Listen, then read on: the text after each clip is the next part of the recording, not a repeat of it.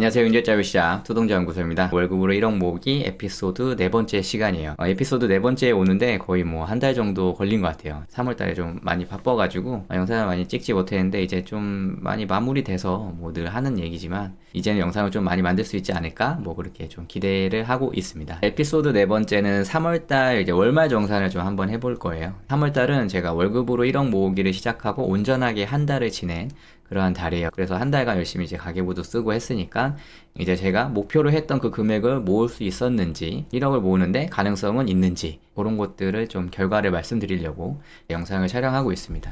일단은 월급을 이렇게 모아서 좀 유의미한 목돈을 만들고 재테크를 하려면은 자금 운용을 좀 잘 해야겠죠. 그래서 매월 초에 해야 할 일은 예산 분배를 좀 잘 해야 돼요. 그래서 예산 분배하는 거를 좀 보여드리도록 하겠습니다. 이거는 제가 이제 만들어가지고 계속 사용하고 있고 멤버십 분들하고 같이 사용하고 있는 그런 투동자 가계부인데 제가 사용하고 있는 투동자 가계부는 배우자의 노동 비용도 이제 적게 되고 뭐 이렇게 돼요. 그런데 지금 진행하는 이런 프로젝트는 1인 가구가 이제 1억을 모을 수 있나? 뭐 이런 것들을 보여드리기 위해서 하는 거잖아요. 그래서 이 배우자 부분은 이제 이렇게 텅 비어있게 됩니다. 이렇게 텅 비어있게 되고 제가 저번 영상에서도 말씀드렸듯이 이번 달의 월급은 다음 달에 생활비가 돼야 된다. 뭐 이런 이야기를 드렸어요. 그러니까 2월에 받은 월급을 가지고 예산 분배를 해서 3월에 잘 사용을 해야 합니다. 그래서 여기 계정을 보면은 본인이라고 있고 내부 회사라고 있는데 본인이라는 게 노동 비용을 이야기하는 거고요. 본인의 외부 회사를 의미하는 거예요. 제가 외부적으로 회사에 가서 돈을 벌고 그 돈을 버는데 들어가는 비용을 여기다가 이렇게 예산으로 넣어 놓는 거죠. 그 다음에 내부 회사는 노동 원가를 의미해요. 제가 노동력을 만들어내는데 사용되는 비용들인 거죠. 보통은 이제 가정에서 쓰는 돈이다 라고 이렇게 생각하시면 되는데 이거를 회사라고 표현한 이유는 만약에 부부가 맞벌이라고 치면은 저도 회사에 가서 돈을 벌고 배우자도 회사에 가서 돈을 벌잖아요. 그러면은 거기서 들어가는 비용은 제외하고 우리가 출자할 수 있는 돈을 모아서 하나의 회사를 만들자, 합병 회사를 만들자 해서 그 돈을 재테크로 뭔가 투자를 하면서 이제 불려보자. 이러한 의미로 이제 회사라는 이름을 붙이기 시작했었어요. 그래서 실수령 300만 원을 받는 사람의 입장에서 이 프로젝트를 진행을 하고 있는 거니까 이제 월급으로 300만 원을 받게 된 거고요. 여기에 노동 비용을 이제 예산으로 책정을 하는 거죠. 여기 보면은 전에 보여드렸던 그러한 예산이죠. 노동 비용으로 교통은 2만 원, 통신은 3만 원, 점심은 뭐 회사에서 주니까 영원으로 잡았고 꾸민비, 친목비, 보험비, 용돈 해서 48만 원을 책정을 할 거다. 그거를 여기다 그대로 이렇게 적은 거예요. 이렇게 적어서 48만 원 이렇게 되는 거고요. 그 다음에 밑에를 보면은 이렇게 노동 원가를 또 분배한 거를 볼 수 있어요.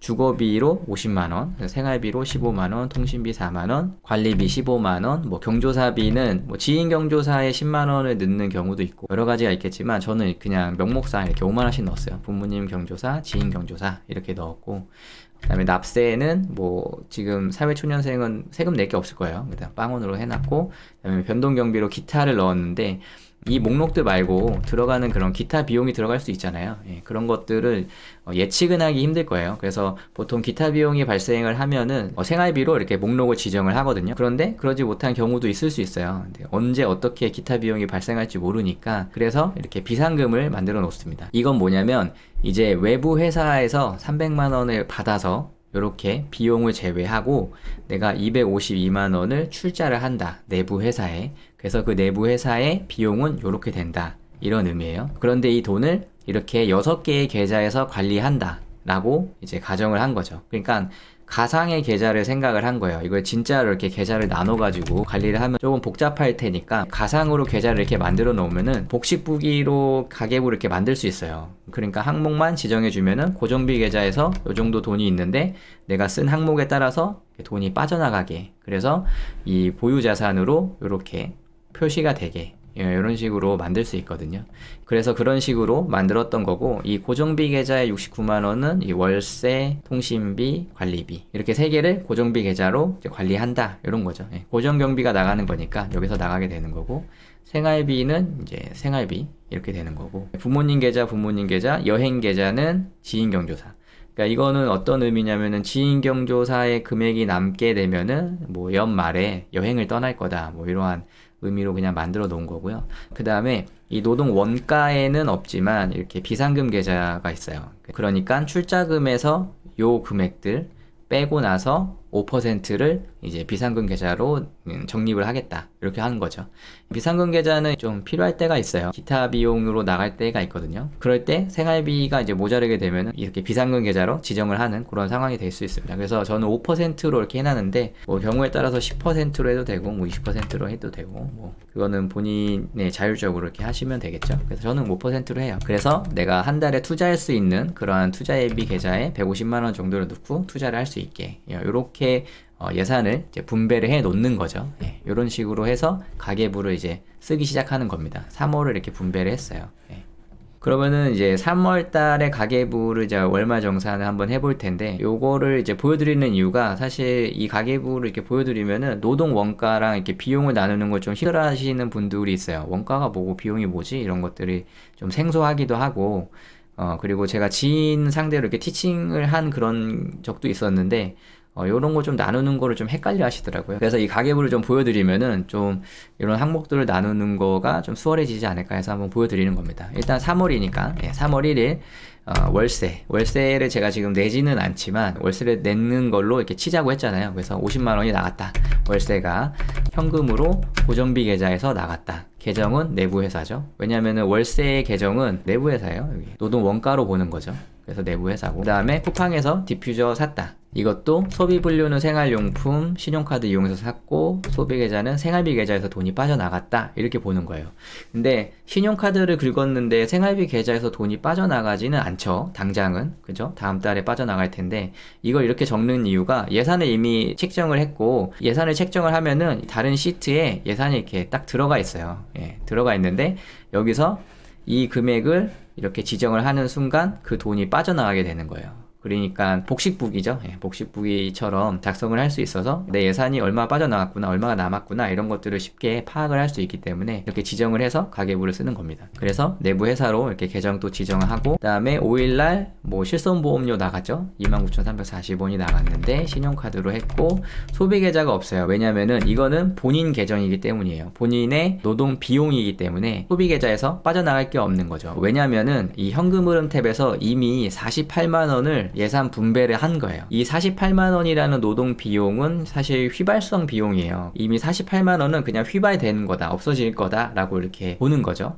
그렇게 해놓은 거기 때문에 이 보유자산이라는 시트에서 복식부기로 움직이게 하는 거는 노동 원가만 그렇게 복식부기로 왔다 갔다 하게 해놓는 거고 이 노동 비용은 되게 적은 금액이잖아요. 노동 원가에 비해서. 그래서 48만 원 안에서 오버되지 않게만 쓰면 된다라는 생각으로 그렇게 작성을 하시면 될 것 같아요. 그리고 뭐 3월 6일 날은 외식을 했죠. 외식을 해서 생활비 계좌에서 빠져나갔다. 내부 회사 계정. 뭐 이렇게 지정을 하는 거고 그 다음에 CU에서 뭐 식료품 같은 것들 샀고 당연히 생활비 계좌에서 빠져나가고 내부 회사 계정이죠. 뭐 이런 식으로 되는 겁니다. 그래서 이런 식으로 하면은 노동 비용으로 뺄 건지 노동 원가로 뺄 건지 좀 쉽게 이제 가릴 수 있다고 생각을 해요. 이런 식으로 저는 가계부를 작성을 하고 좀 자금을 운용을 하고 있어요. 그래서 3월 월말 정산을 해서 보유자산을 보면은 이제 내부 회사로 148만 1,554원이고 내부 회사에는 339원을 마이너스로 해놨어요. 그렇게 해서 지금 제가 갖고 있는 돈은 148만 1,215원이에요. 이 금액은 제가 목표로 한 잉여 현금보다 한 10만 원 정도 적은 거를 볼 수 있거든요. 원래 목표로 한 거는 158만 원을 나는 뭐 저축을 할 수 있어? 나는 투자를 할 수 있어? 뭐 이렇게 생각을 했는데 결론적으로는 148만 원밖에 안 남았으니까 그럼 뭐 10만 원 정도 실패했나? 뭐 이렇게 생각할 수도 있는데 사실 저는 실패했다고는 생각을 하지 않아요. 왜냐면은 가계부를 써보니까 생각보다 비용이 좀 많이 적게 들어가겠다. 내가 목표로 한 것보다 훨씬 많이 남길 수도 있겠다라고 생각을 했었어요. 왜냐면은 3월은 이 집을 꾸미는데 좀 돈이 많이 들어갔거든요. 그러니까 일회성 소비를 많이 했다는 거죠. 일회성 소비를 좀 많이 해서 지금 통계를 보면은 내부 회사에서는 이제 생활용품으로 13만 원 정도를 썼고 그 다음에 뭐 외부 경조사를 10만 원 썼어요. 그러니까 경조사를 이제 풀로 쓴 거죠. 그렇게 되고 그 다음에 본인 계정에서 그러니까 노동 비용 계정에서 보면은 생활용품을 16만 원 정도 썼고 기타 용품을 12만 원 정도 썼어요. 그러니까 이게 다 집을 꾸미는 데 들어간 그런 비용들이거든요.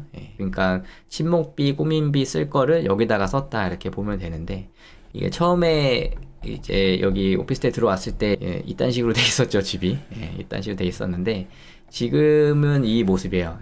이 모습 이렇게 조금 살짝 꾸며놔가지고 아직 더 꾸밀 게 많긴 하지만 매달 이만큼 금액이 계속 들어가는 건 아니잖아요. 그러니까 일회성 소비를 한 거기 때문에 요거를 감안했을 때 앞으로 좀 돈을 더 많이 남길 수 있을 것 같다 라고 생각을 했었어요. 이렇게 일회성 소비를 했는데도 달에 한 50% 정도를 이제 잉여현금으로 만들었으니까 충분히 목표로 세웠던 1억을 모으는데 제가 목표로 한 금액 있잖아요. 그 금액보다 좀 높게 얻어갈 수 있지 않을까? 뭐 그렇게 생각을 하고 있습니다. 예. 그래서 현재 스코어는 이제 1억 목표로 했을 때 1.48% 정도 달성을 했고요. 사실 갖고 있는 현금은 이거보다 좀 더 많아요. 한 4.4% 정도 되겠죠. 왜냐면 3월에 받은 월급을 고스란히 갖고 있을 테니까요. 근데 여기에 그냥 묻히진 않았고 월말 정산이니까 예, 요렇게 달성했다라고 보고 3월 달은 노동 원가로 10만 3천 원 정도 오버됐고 노동 비용은 339원 정도 오버가 됐어요. 그러니까 요런 것들을 통계로 이렇게 볼 수 있으면은